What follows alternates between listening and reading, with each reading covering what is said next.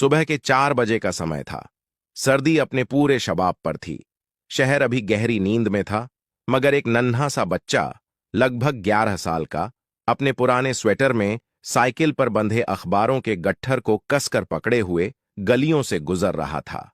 उसका नाम था अमित। उसकी आंखों में नींद तो थी, मगर उसके इरादों में आग थी।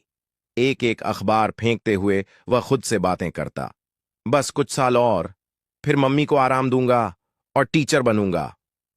अमित हर दिन तड़के उठकर अखबार बांटता, फिर अपने सरकारी स्कूल में भागता। दोपहर में स्कूल से लौटकर कुछ घंटे मम्मी की चाय की दुकान में हाथ बंटाता और रात को लैंप की रोशनी में पढ़ाई करता। अमित की मां सरोज एक अकेली महिला थी। पति एक हादसे में गुजर चुके थे जब अमित सिर्फ 5 साल का था। सरोज ने किसी तरह मोहल्ले के कोने में एक छोटी सी चाय की दुकान शुरू की थी। वहीं से घर चलता और वहीं से अमित की किताबें खरीदी जातीं। कई बार दुकान में कमाई इतनी नहीं होती कि ठीक से पेट भी भर सके। एक दिन अमित ने स्कूल में कुछ नहीं खाया। दोस्त रवि ने पूछा, तू लंच क्यों नहीं लाया आज? अमित मुस्कुराया, भूल गया। मां जल्दी में थीं। असल में घर में आटे के अलावा कुछ भी नहीं था। उस रात मां ने सिर्फ पानी और नमक डालकर खिचड़ी जैसी चीज बनाई और अमित से बोली, आज नवरात्र है बेटा, व्रत समझ के खा लेना। अमित ने कुछ नहीं कहा, चुपचाप खा लिया, पर मन में एक कसक बैठ गई। मां अब और भूखी नहीं रहेगी, ये वादा है। स्कूल में एक दिन साइंस फेयर की घोषणा हुई। अमित बहुत उत्साहित था। वह एक छोटा सा प्रोजेक्ट बनाना चाहता था, सोलर लैंप, जिससे उन बच्चों को रोशनी मिले जो बिजली नहीं झेल सकते। लेकिन उसके पास सामान खरीदने के पैसे नहीं थे। उसने अखबार की डिलीवरी के बाद स्कूल में पुरानी बोतलें, टूटे तार और कबाड़ जमा किया। जब टीचर सिंह सर ने देखा तो चुपचाप कुछ सामान अमित को अपने पैसों से दिलवा दिया। प्रदर्शनी के दिन अमित का प्रोजेक्ट सबसे अलग था। वह बोला, अगर बिजली नहीं है तो भी पढ़ाई रुकनी नहीं चाहिए। लोगों की आंखों में आंसू थे। उस छोटे से बच्चे ने बड़ी बात कह दी थी। एक दिन अखबार बांटते समय अमित की साइकिल फिसल गई। उसका पैर बुरी तरह जख्मी हो गया। अखबारों का गट्ठर सड़क पर बिखर गया। अमित दर्द से कराहते हुए भी खड़ा हुआ और एक एक अखबार उठाने लगा। पास के मेडिकल स्टोर के मालिक ने देखा और दौड़कर आया। उसने फ्री में पट्टी की और पूछा, बेटा घर में और कोई नहीं है? मां है, पर दुकान पर ही हैं। मैं ही थोड़ा कमाता हूं पढ़ाई के लिए।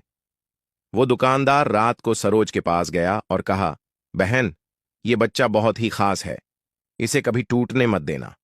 1 साल बाद जिले में एक प्रतियोगिता हुई, गरीब प्रतिभाओं के लिए छात्रवृत्ति परीक्षा। अमित ने इसमें भाग लिया, दिन रात पढ़ाई की।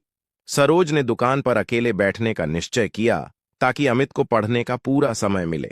नतीजा आया, अमित पूरे जिले में टॉप कर गया।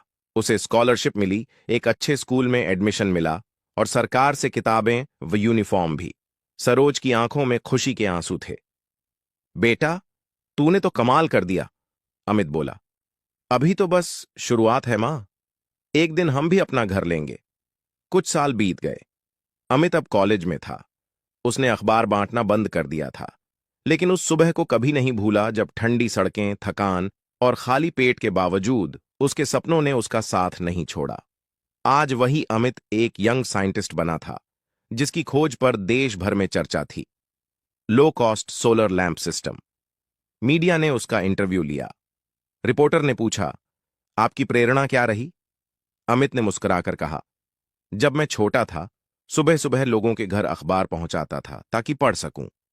आज मैं उन्हीं अखबारों की हेडलाइन में हूं। मां की तपस्या, भूख में भी हिम्मत और खुद से किया वादा, यही मेरी प्रेरणा है। अंतिम शब्द अमित की कहानी सिर्फ उसकी नहीं है। यह उन लाखों बच्चों की कहानी है जो भूख, गरीबी और संघर्ष के बावजूद सपनों का पीछा करते हैं, जो टूटते नहीं, झुकते नहीं। एक छोटा सा बच्चा जो कभी सुबह सुबह लोगों को समाचार पहुंचाता था, आज खुद समाचार बन गया था।